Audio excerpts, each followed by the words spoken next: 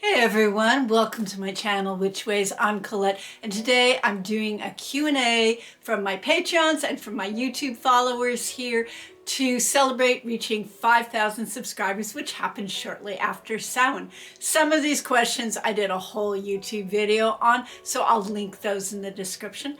I hope you enjoy.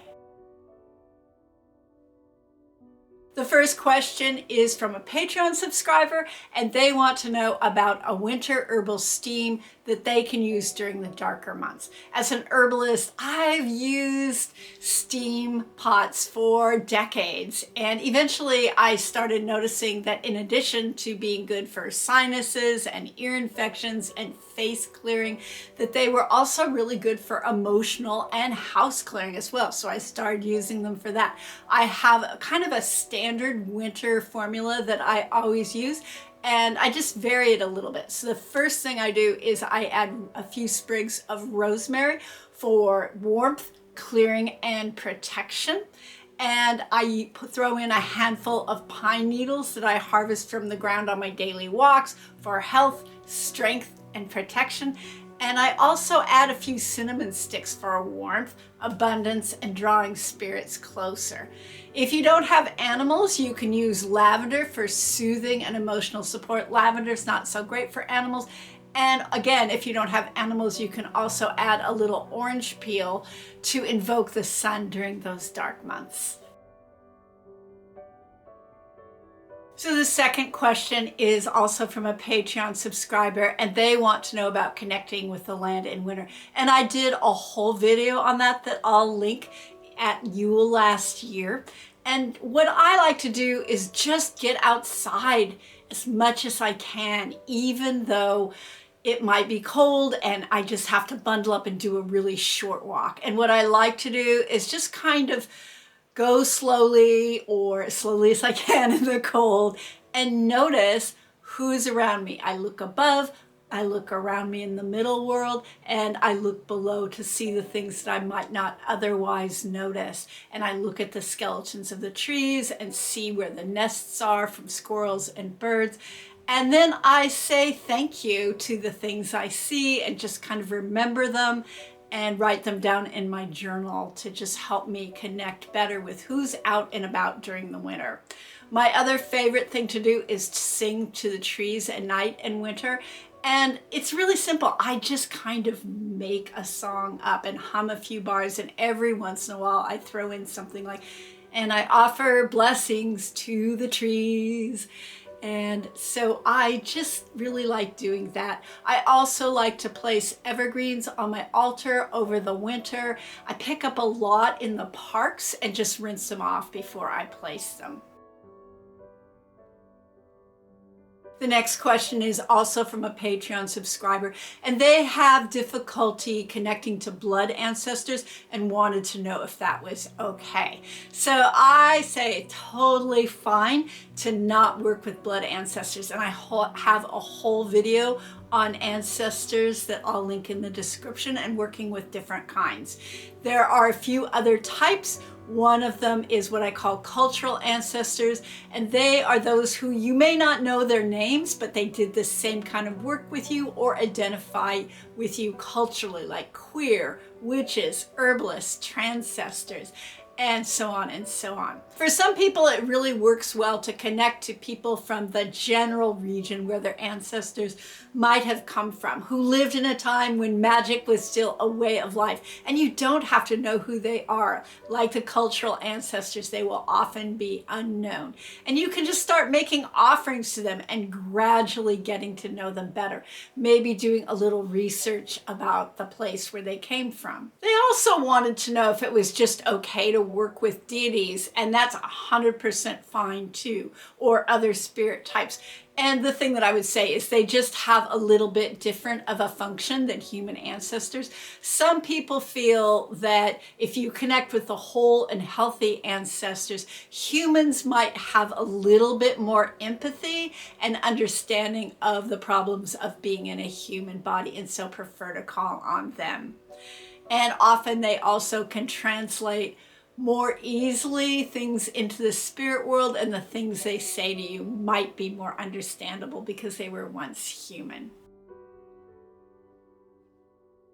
All right, and the next question is also from a Patreon subscriber, and they have two wonderful dogs that roam free on a 5-acre securely fenced yard, and they want to know about putting some protection on them. And someone had suggested spell jars, but they kind of didn't feel like there would be as strong of a connection with using spell jars as maybe something else, and wondered about alternatives. So I think that there are ways to make things like charms and spell jars work that aren't physically on the dogs. But I do feel like, just like humans, that putting something or creating something that they can actually wear on them is really helpful. And so one of the things I would suggest is, if they have collars or you're comfortable putting collars on them, to start there. So this subscriber mentioned that they had correspondences that they wanted to use. They just weren't sure how to put it together. And so what I would do is set up a working space on a plate or an altar with the collars in the center. Or if you don't use collars, you can take pieces of paper, write their names on them, and maybe draw a quick sketch of them if you want to. And then the person who asked this question, as I just mentioned, had their own correspondences they were going to use. But if it were me, I would use plants. And I would pick some that are relatively non-toxic to dogs or the animal that you're doing the protection for, because why not? And then just surround the collars or the sketches with the correspondences you're using, the herbs, and surround it with 4 stones. I use 4 because I feel like 4 is stable and adds protection, like the foundations of a house.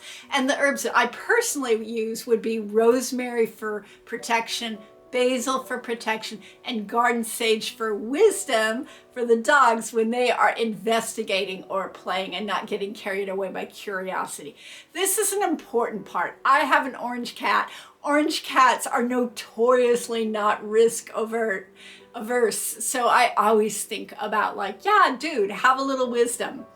I think it's good for all animals, though, because they all can get excited when something sparks their interest, and throw caution to the wind. Then I would do whatever you normally do to start a piece of magic, like cast a circle or center yourself. And if you call in beings, if you're a Catholic witch, you might want to call in someone like St. Francis, who works with animals. For dogs, I might call in Odin if you have Nordic or Germanic or Anglo-Saxon background, Cernunnos or Nodens in Celtic or Gaelic tradition. Nahalinia is a Balkan god of prosperity and healing associated with dogs. Freya is associated with cats, as is the Egyptian goddess Bast, and Caradwen is associated with white cats in particular, but any deity you work with will be helpful. And also Hecate is associated with big black dogs. Then I would light a candle, charge the candle with protection for your animals. You can add in any other specifics you want, and then let the candle burn all the way out. And the rest of the questions are from my YouTube followers. Thank you all so much. And the first question from them is, what do you suggest for someone who has lost more than she harvested or gained? And so that's a complex question. I feel like it depends a lot on the circumstances. In addition to what I'm going to suggest, maybe you need to do a clearing. Maybe you need to do kind of a protection spell or a new beginning spell. But what I'm going to offer is just kind of something that you can work with daily to help invoke new start and more prosperity in terms of gain and abundance. I think of Hecate as someone who is a midwife to those who work with grief and loss and other underworld deities. And I would probably try to put this particular piece of magic together as a charm bag that you can carry with you, or as a potpourri bowl that you can put your hands in and smell it and let its energy wash over you. So what I would do is mix together hawthorn berries for comforting loss and healing the heart, blue vervain to help support you and clear out any of that residual blocks of loss of energy off of you, and the herb thyme for working with right action, right time for future gain. And I'd probably add some rose petals just as a way to make things easier in the future. Then I would mix them all together, asking them to help you and bring their properties to the spell. Add a few drops of your favorite essential oil to it, cover it overnight, and then place the herbs in a bowl for potpourri or in a charm bag and say what you hope for from this spell.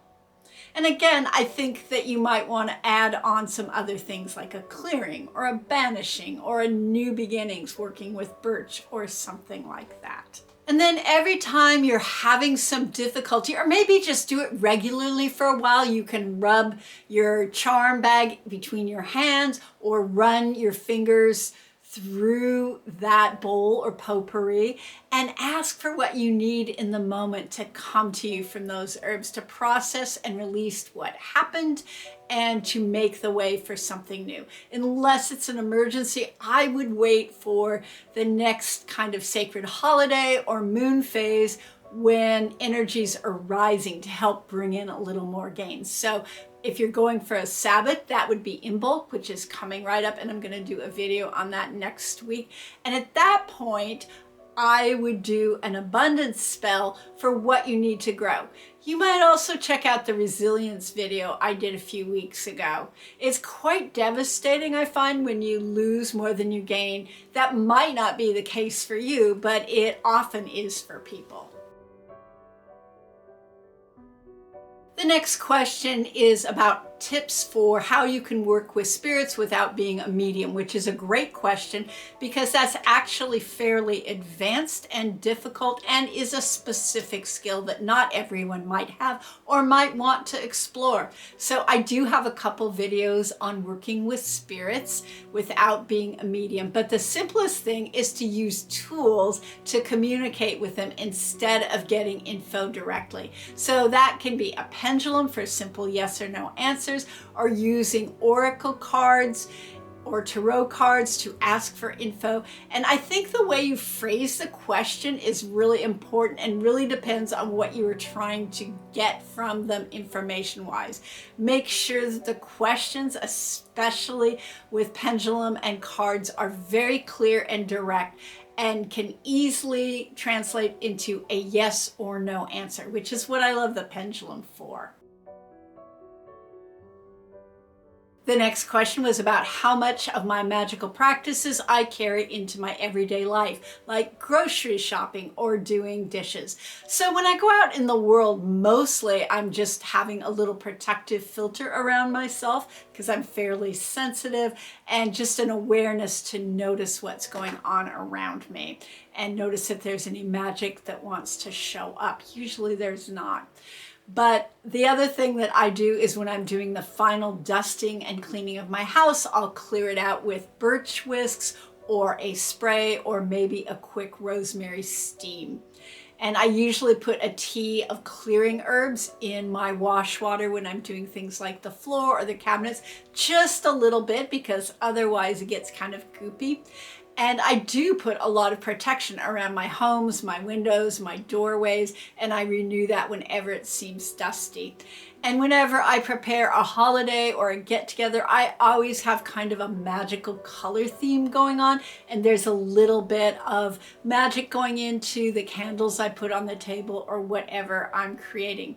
And when I do the final cleanup of moving out of a house, I do that as a ritual act and a magical offering to the spirits of place and the house spirits.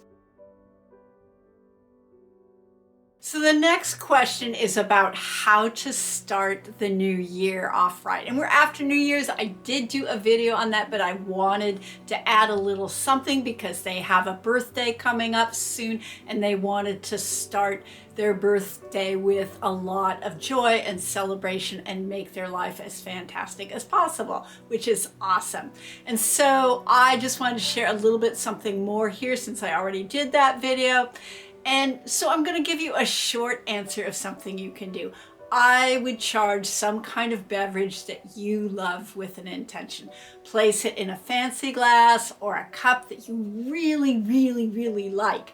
Then I would speak some gratitude for your past, some hopes for the future, light a small birthday candle, and slowly drink the beverage as it burns and let it burn all the way out. Okay, the next question is about gendering and what you call yourself as a witch. And they asked about warlock for being male, etc., and some other kinds of questions about being queer. And I say you can use whatever terms you want for yourself. My experience is generally that people use the term witch no matter what gender they are. I do see a few people on some social media platforms like Blue Sky using the word warlock. I find they're often heavily into gaming, and so that's their choice. I think that's fine, but I just use the term witch, and the male witches or queer witches that I work with also use the term witch, or whatever they want to use. And I got one more question just before I started recording, and that was about making a witch's ladder for lucid dreaming and a whole other long list of things. And first I want to say, maybe I will actually make a whole video about witch's ladder. I don't work with them a lot in general, but I'm going to answer the first question. So here's what I would do for making a witch's ladder for lucid dreaming. So first of all, witch's ladders were generally used originally more for protective, cursey kind of magic, but that's been adapted in recent years. So what I would do for making a witch's ladder for lucid dreaming is get a book that lays out very clear steps on lucid dreaming, and then as you tie a knot, work on one of those steps from that book, tie another knot, work on the second step, and so on and so on and so on. And I think that knot magic is always helpful in kind of tying in and making real your intentions. So the next question was more a request for a video about making one on problematic, threatening, or difficult neighbors. And I will definitely do a video on that at some point. And then the final question was kind of a series of questions. And the first part of it was about a blockade imposed at baptism or because of curses. And I'm not 100% sure what you mean by that, but I think I do. So if I don't get it quite right, question me in the comments. That first question with that is, why do the ancestral spirits allow this? They asked how to neutralize all church's sacraments and rituals performed on you by them when you were a child without your consent. That one is really easy to answer. I will try to answer the one about the blockade. So it's pretty similar to the one about releasing sacraments that were imposed on you. So if you feel like it is from curses or it's more of a blockade rather than just a ritual that was performed without your consent, what I would do is a strong banishing spell. And I have a lot of videos on that. I would use some of the stronger banishing herbs like blue vervain, maybe agrimony, and then add in some rosemary just because rosemary is always good and I love it.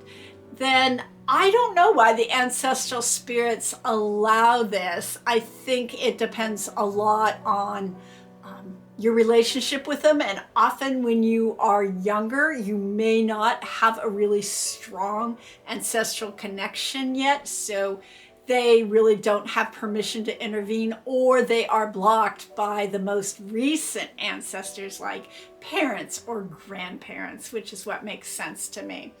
And so then the way that I would clear off rituals performed on me when I was younger without my consent or all church sacraments is going to require some skills on your part. So it requires skills of visualization and feeling energy in your body. So what I would do is kind of start with trying to find my center, my core truth, which might be difficult if you're a beginner, but do your best to visualize that, see what that looks like. Try and imagine in your mind or feel in your body the things that are intrinsic to you and your magic without these other things that have been put on it. And then what I would do is burn some clearing herbs, some clearing steams, and prepare a bath with salt water. And I would do all of those, and then when you're done, I would ask my guides, known and unknown, because you may not know any, to help you shift those things off of you.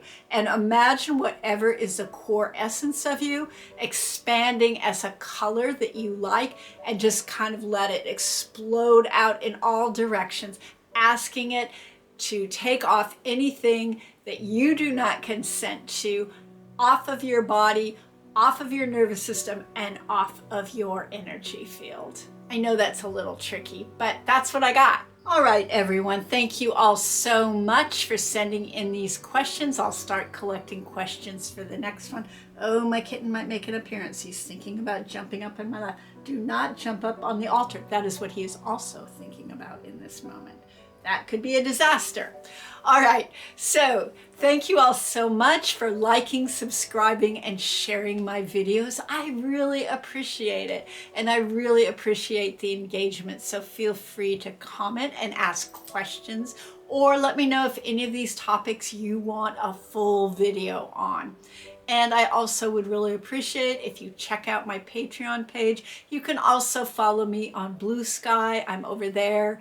I just try and post something very simple daily, nothing dramatic, just, a nice picture and a few magical thoughts.